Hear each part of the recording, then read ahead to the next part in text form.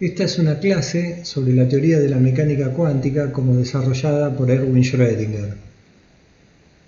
En 1926, Erwin Schrödinger desarrolló su teoría basada en la hipótesis ondulatoria de la materia de de Broglie, que asociaba una longitud de onda con las partículas materiales. Ya hemos visto la dualidad onda-partícula que existe tanto para partículas con masa como para fotones del campo electromagnético. Schrödinger también se basó en la teoría de Hamilton, desarrollada durante el siglo XIX, que permitía investigar la conexión entre las ecuaciones de la óptica geométrica y la óptica ondulatoria.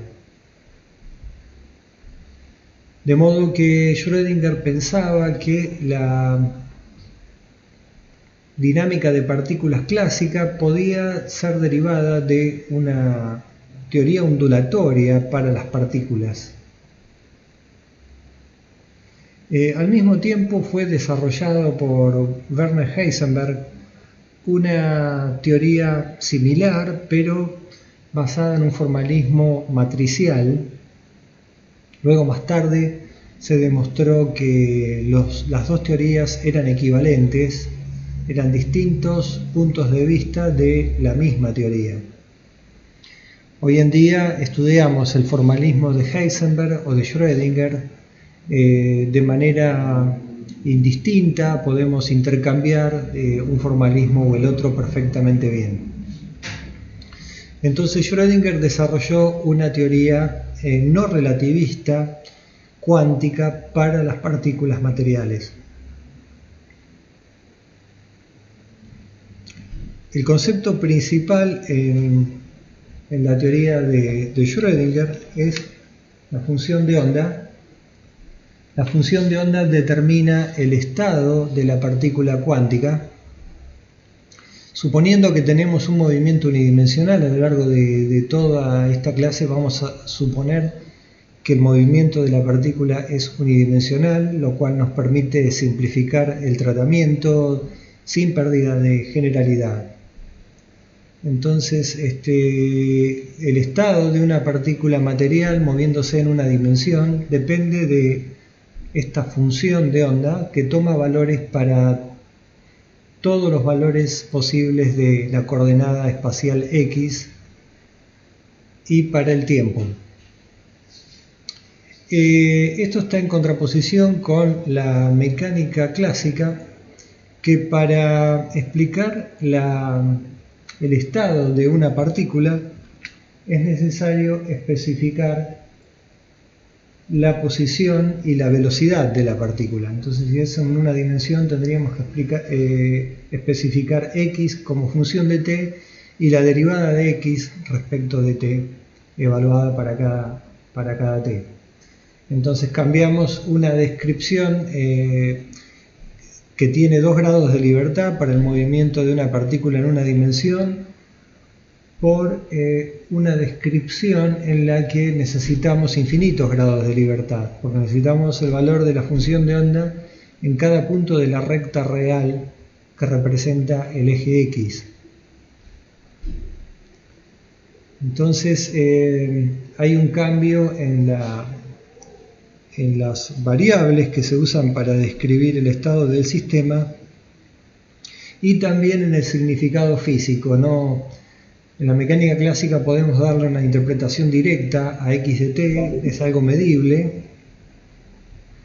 Podemos medir la longitud con una regla, por ejemplo, pero la función de onda no tiene una interpretación tan directa y la interpretación válida hoy en día, o por lo menos la más universalmente usada, es la debida a Max Born, o lo que se llama interpretación de Copenhague, que vamos a ver más adelante en qué consiste.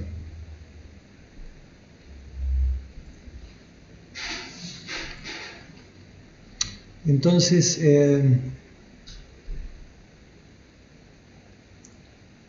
a lo largo de todo este capítulo vamos a suponer que el movimiento tiene lugar en una dimensión. Supongamos que este cable es la longitud a lo largo del eje X, representa el eje X, y el movimiento en las direcciones transversales es despreciable. Por ejemplo, si tuviésemos una partícula confinada a moverse a lo largo de un cable, o una partícula confinada a moverse a lo largo de un tubo, también podríamos decir que es un movimiento unidimensional, o lo podríamos aproximar como un movimiento unidimensional. Entonces, hecha esa aclaración, tenemos que observar que Schrödinger se inspiró en la mecánica ondulatoria. Entonces, tenemos que destacar aquí una propiedad importante que tiene la ecuación de ondas. Esta es una ecuación de onda que probablemente han visto en otras materias. La derivada segunda de u respecto de x dos veces es igual a 1 sobre b cuadrado por la derivada segunda de u respecto del tiempo dos veces, donde u es una deformación en un medio material. Por ejemplo, podría ser una deformación transversal en una cuerda,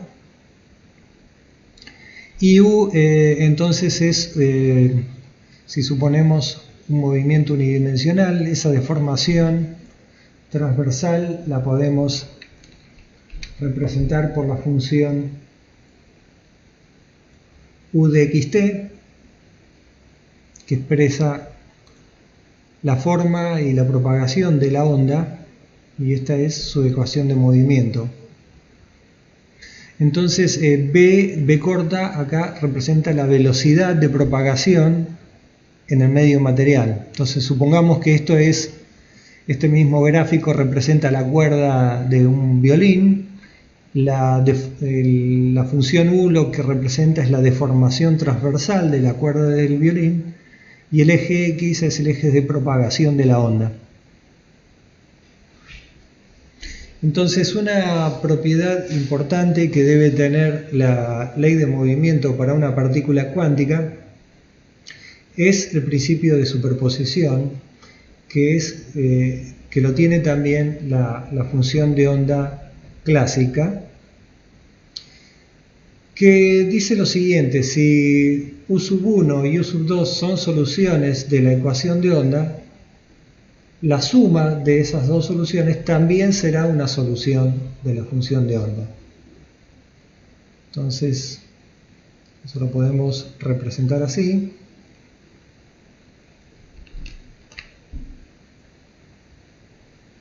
Si u sub 1 es una solución de la ecuación de onda y u sub 2 también es una solución de la ecuación de onda, la suma de las dos soluciones también será una solución de la ecuación de onda. Eso es lo que se llama principio de superposición lineal. ¿Por qué? Porque las ecuaciones de movimiento, o la ecuación de onda, es una ecuación lineal en U. Que es una ecuación lineal en U quiere decir que no aparece ningún U cuadrado multiplicando ninguna de las derivadas, un U cuadrado, un U cubo o U simplemente.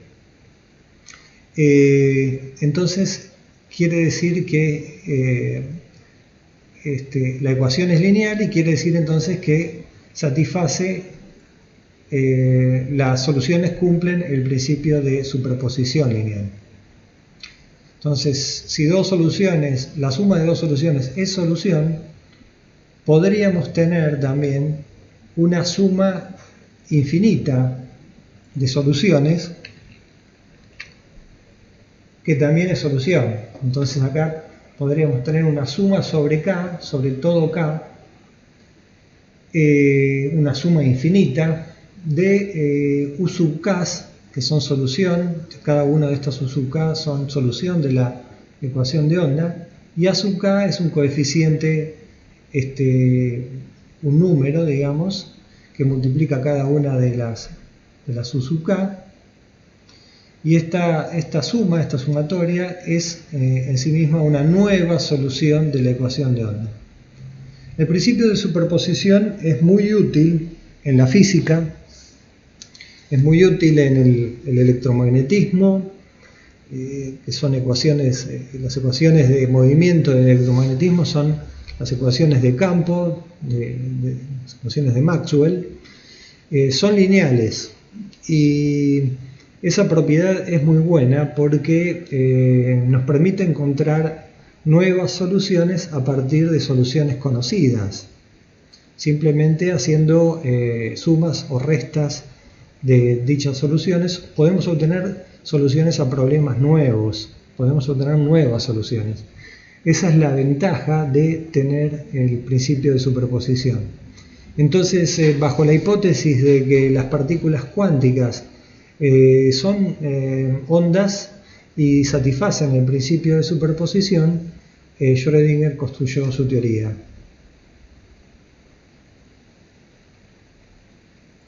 Entonces, para resolver la ecuación de onda, que es una ecuación diferencial de segundo orden respecto de las variables, de la variable espacial y de la variable temporal, es necesario dar condiciones iniciales.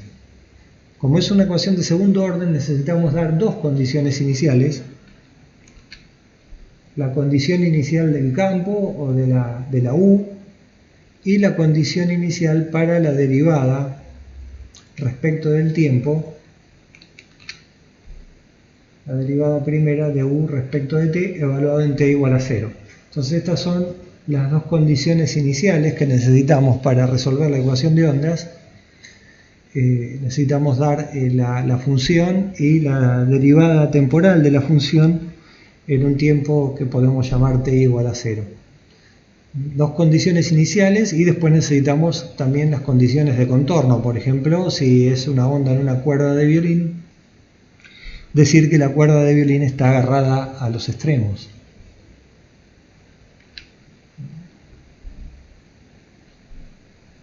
Entonces, ahora veamos una derivación heurística de la ecuación que satisfacen las partículas cuánticas. Pero primero déjenme generalizar el principio de superposición, de modo que en vez de tener una suma, tenemos una integral. O sea, donde antes teníamos una suma sobre k, o sea, sobre valores discretos de k, k es el número de onda. ¿Sí? K es el número de onda que hemos visto, 2pi sobre lambda. ¿Okay? Entonces, en vez de tener una suma discreta, tenemos una integral. Y tenemos una superposición de ondas planas. Estas exponenciales son ondas planas, son solución de la ecuación de onda. E a la i kx menos omega t. Y el a sub k es el coeficiente de la superposición lineal. Entonces, esta integral da lugar a una nueva solución de la ecuación de ondas cuánticas que tenemos que descubrir, y a esa solución la llamamos psi de xt, la función de onda.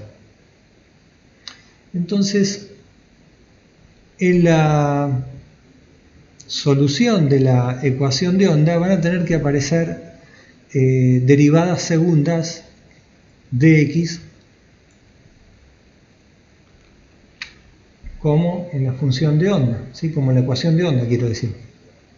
¿Okay? Tienen que aparecer derivadas segundas de psi respecto de x, dos veces. ¿Cómo es la derivada segunda de psi respecto de x? Bueno, tenemos que derivar esta superposición lineal respecto de x. El operador de derivación respecto de x puede conmutar con el signo de integral, porque la integral está realizada sobre los k. Entonces el símbolo de derivación, digamos, la derivada puede pasar adentro de la integral. A este coeficiente no le hace nada y actúa directamente sobre la exponencial. Entonces la derivada de la exponencial respecto de x lo que va a hacer es bajarme un factor i por k. Si hago una derivada segunda, me va a bajar un factor i por k al cuadrado. Entonces, ¿qué nos va a quedar? Nos va a quedar esto. O sea, la integral de menos infinito a infinito de a sub k, el i por k al cuadrado, que bajó de la exponencial al derivarlo dos veces respecto de x.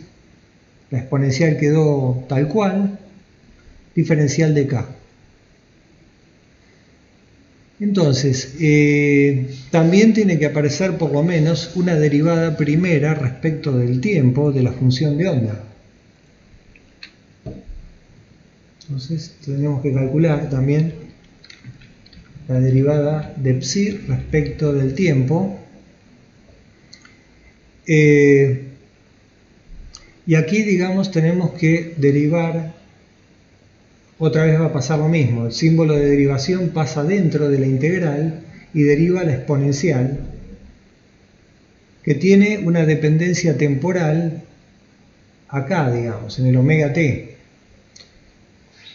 Supongamos por el momento que omega no depende del tiempo, entonces ¿cuánto da esa derivada? Esa derivada respecto del tiempo, entonces es esta integral. Acá tengo, no lo tocó, la derivada respecto del tiempo, tocó solamente la exponencial, de la cual bajó un factor menos i por omega, y la exponencial quedó tal cual. ¿Ok? Entonces, acá estas dos integrales son similares, podríamos hacerlas iguales aprovechando las relaciones de Einstein y de Broglie, porque tenemos esta relación, la vamos a poner por acá, de Einstein-Planck.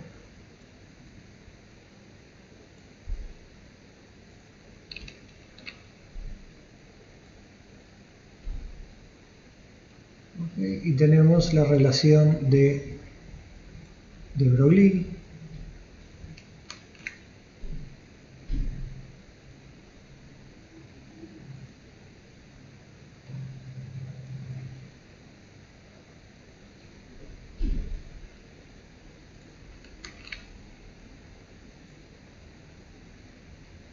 entonces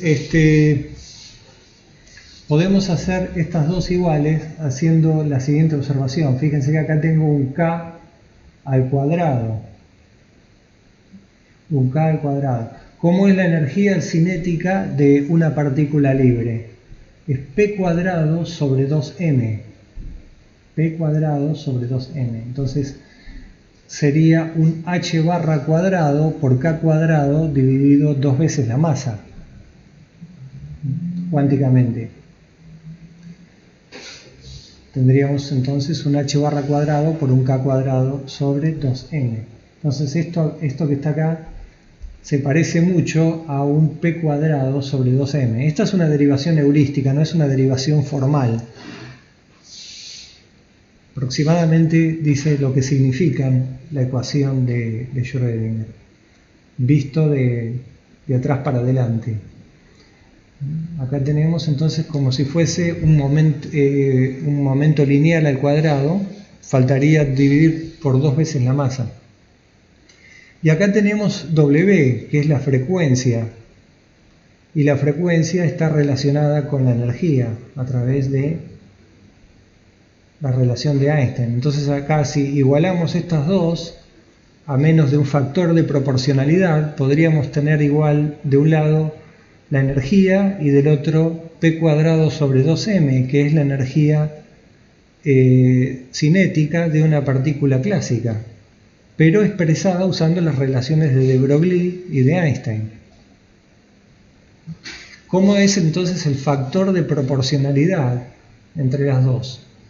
Para que esto sea un momentum al cuadrado, lo que está dentro de la integral, para que sea p cuadrado sobre 2m, ¿qué falta?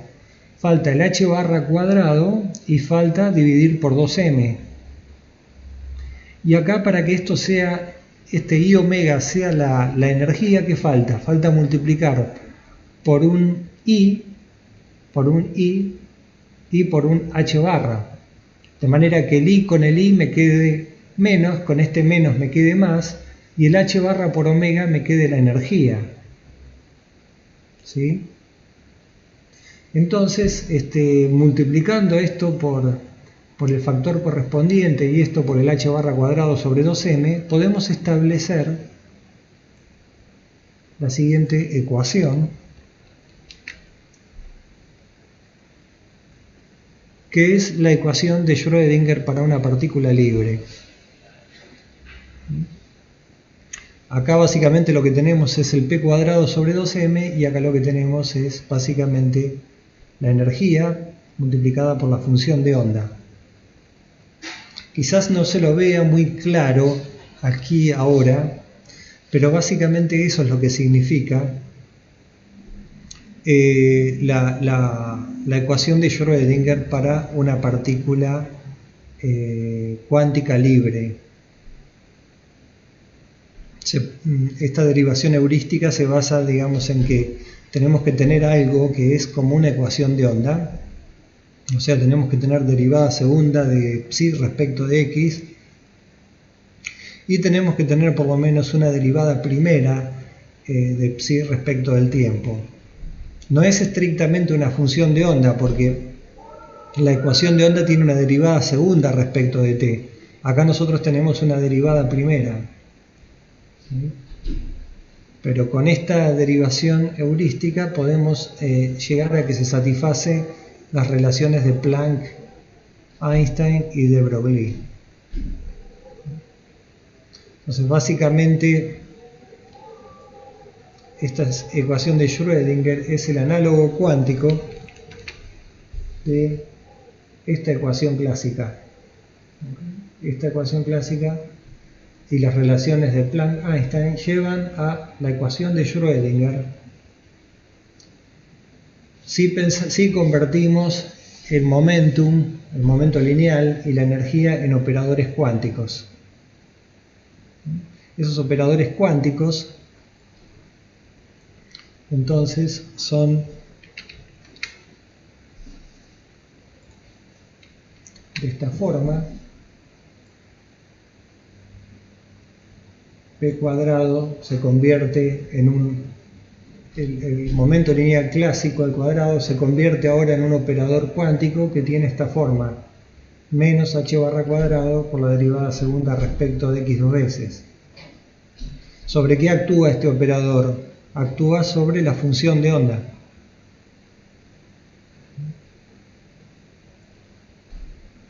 Y el operador cuántico asociado con la energía es menos IH barra por la derivada respecto del tiempo. Otra vez, este operador actúa sobre la función de onda. Y como hemos visto, la derivada primera respecto del tiempo entra dentro de la integral y nos da este resultado. Y aquí la derivada segunda respecto de x dos veces también entra dentro de la integral y nos da este resultado. Estos dos resultados nos dan lugar a esta ecuación de Schrödinger, que respeta básicamente la forma clásica de la ecuación de conservación de la energía. Repito que esta no es una derivación de la ecuación de Schrödinger, sino una derivación heurística de la misma. Entonces, lo que vemos es que esta ecuación es una ecuación diferencial de segundo orden en la variable espacial y de una ecuación diferencial de primer orden respecto del tiempo. O sea, toda la ecuación es una ecuación de segundo orden a derivadas parciales. No es una ecuación de ondas porque no tengo acá una derivada segunda respecto del tiempo. Pero tiene la misma pinta, tiene una pinta muy parecida a una ecuación de ondas. es lineal en el espacio y en el tiempo, por lo tanto satisface el principio de superposición. Con la derivación heurística que hicimos eso es obvio, porque partimos de que la función de onda satisface el principio de superposición. Y además es una ecuación compleja, tiene coeficientes complejos. Fíjense que acá está el i de complejo. Acá tengo un factor real adelante de la derivada segunda, pero acá tengo un i complejo. O sea que en general la solución de la ecuación de onda va a ser una función compleja. O sea, la función de onda puede ser una función compleja, de variables complejas, y el coeficiente aquí, el a sub k, también puede ser un coeficiente complejo, no necesariamente real, como para una ecuación de ondas clásica. Acá, esto y esto pueden ser complejos. Entonces, coseno de k por x menos omega t era solución de la ecuación de ondas. Okay, vamos a pasar.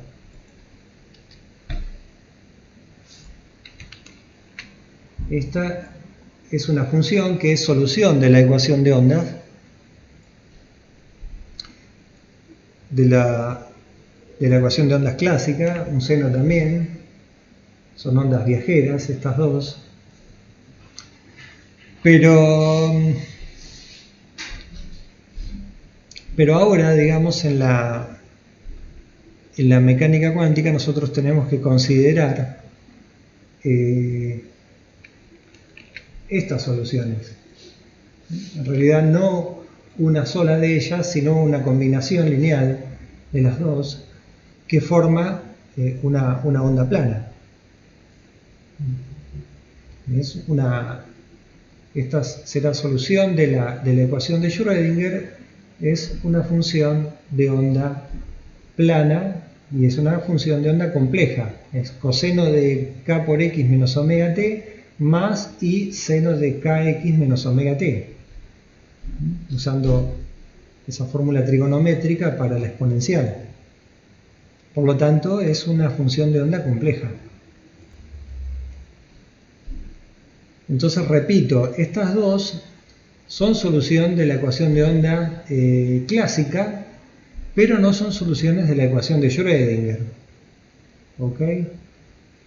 Porque, digamos, tengo una derivada primera respecto del tiempo, y entonces cuando derive el coseno respecto del tiempo me va a quedar un seno, y cuando derive dos veces respecto de x me va a quedar un coseno. Entonces de un lado de la ecuación me va a quedar un coseno y del otro lado me va a quedar un seno.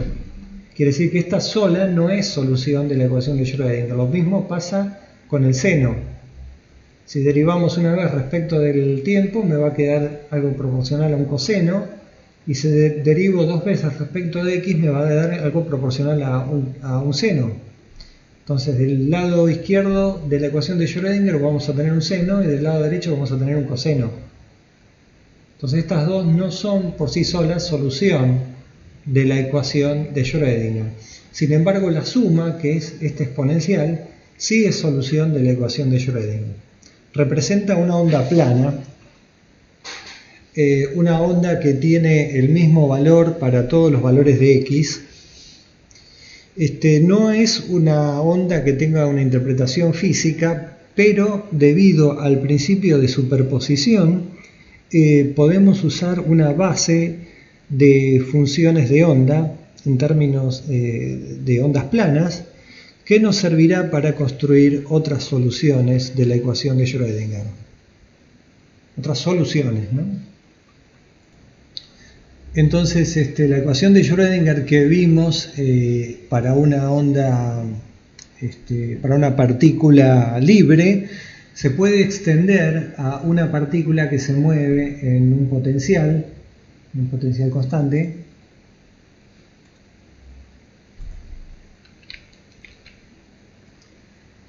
Y digamos la ecuación de Schrödinger entonces va a ser una generalización de la ecuación clásica de conservación de la energía para una partícula que se mueve en un potencial constante. Tenemos el término de energía cinética, P cuadrado sobre 2m, más un potencial constante es igual a la energía total. ¿Ok? Entonces,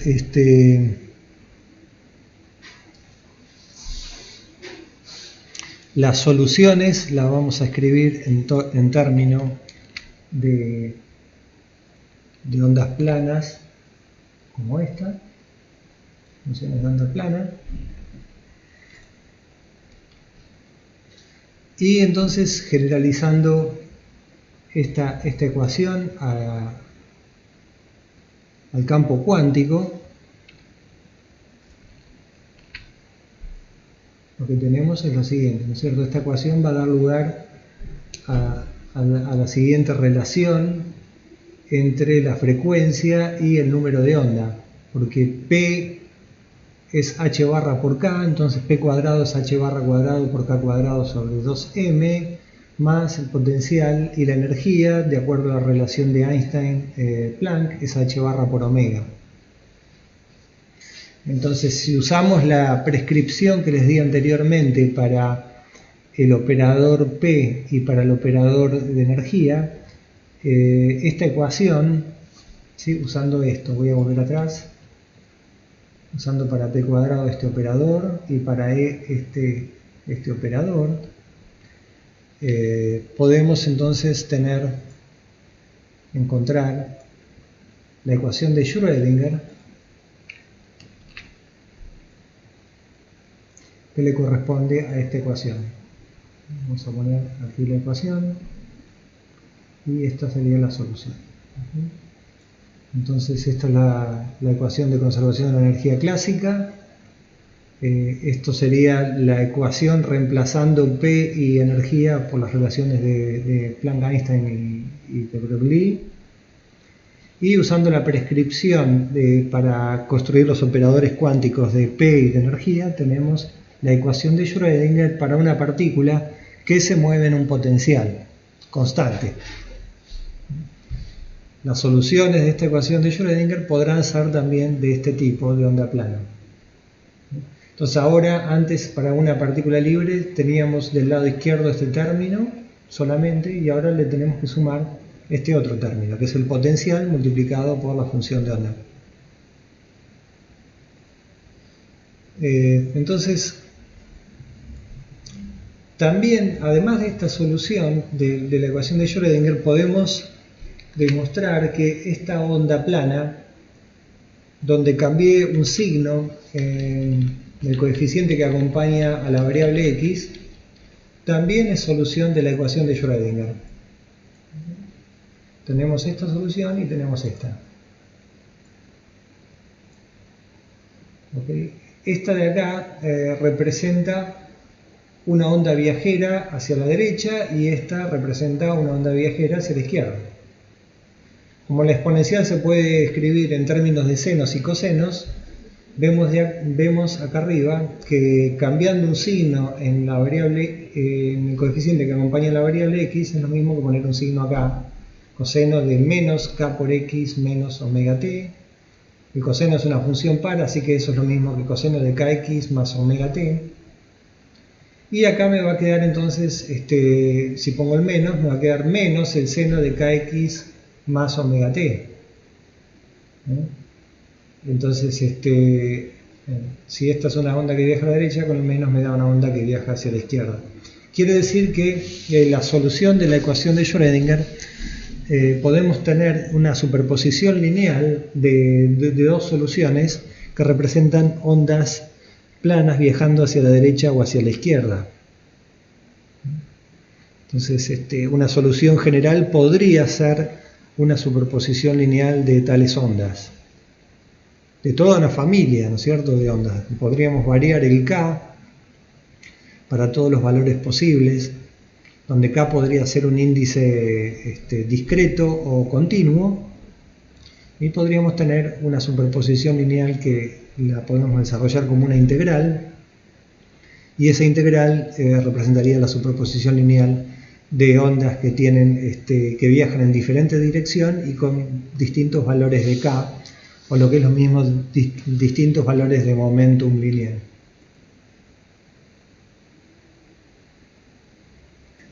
Entonces, como ejemplo, supongamos que tenemos una función de onda que es una combinación lineal o una superposición lineal de una onda viajando hacia la derecha con una onda viajando hacia la izquierda, con un valor de número de onda constante, o sea, el K es constante. Entonces esa función de onda tendría esta pinta. Entonces esa función de onda sería la suma de una onda plana que viaja hacia la derecha con otra onda plana que viaja hacia la izquierda. Las dos se superponen con igual coeficiente, por lo tanto el coeficiente de la superposición lo podemos sacar como factor común. En general podríamos tener factores distintos acá y acá, o sea, podrían tener distintos números complejos multiplicando cada una de esas ondas planas, pero acá nosotros suponemos por simplicidad de que la superposición se da con coeficientes constantes. Entonces el coeficiente a sobre 2 lo sacamos afuera de la suma y nos queda la suma de estas dos exponenciales. Estas exponenciales las podemos desarrollar usando las identidades trigonométricas para la exponencial. Y nos va a quedar esto, entonces, a por coseno de kx por e a la menos i omega t. ¿Okay? Esto tiene que satisfacer, esta solución tiene que satisfacer la ecuación de Schrödinger. Entonces, ¿qué tenemos que hacer? Si suponemos que además el movimiento ocurre en un potencial constante,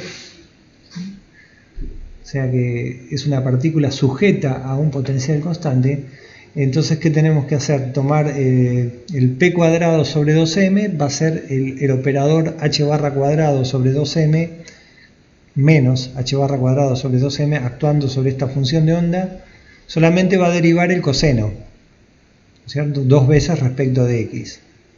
Y del otro lado de la ecuación, el IH barra derivada respecto del tiempo va a actuar solamente sobre la exponencial.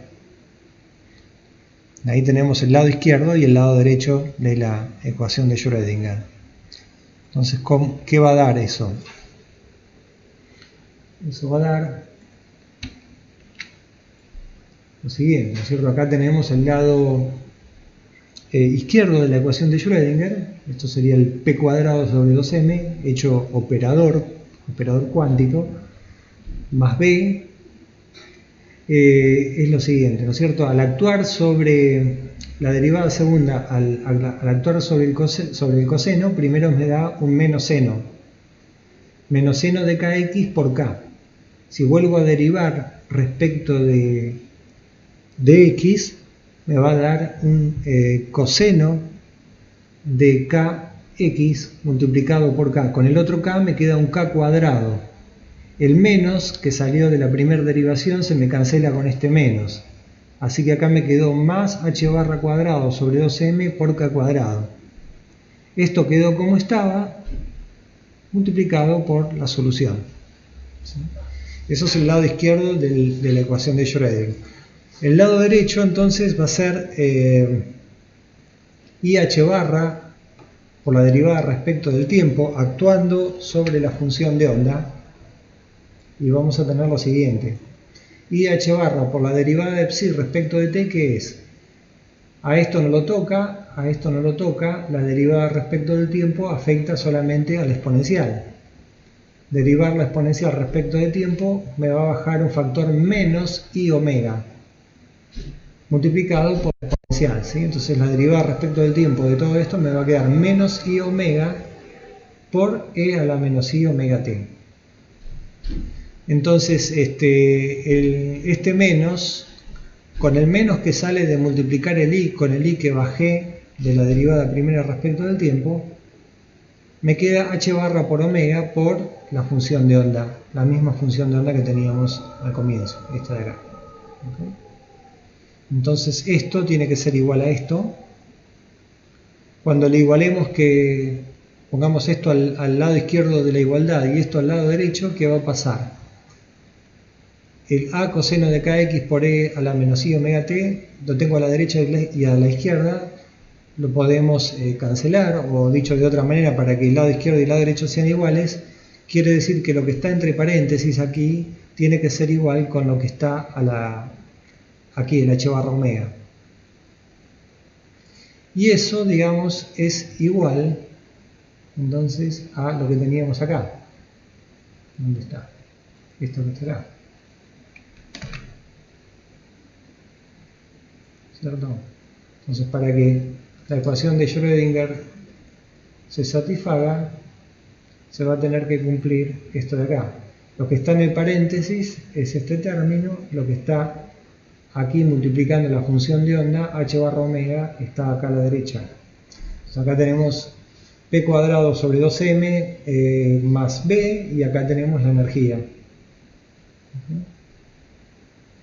Entonces vemos como la superposición de dos ondas nos da lugar a... nos conduce nuevamente a la relación de energía para una partícula clásica si reemplazamos o si usamos las relaciones de Planck-Einstein y de de Broglie.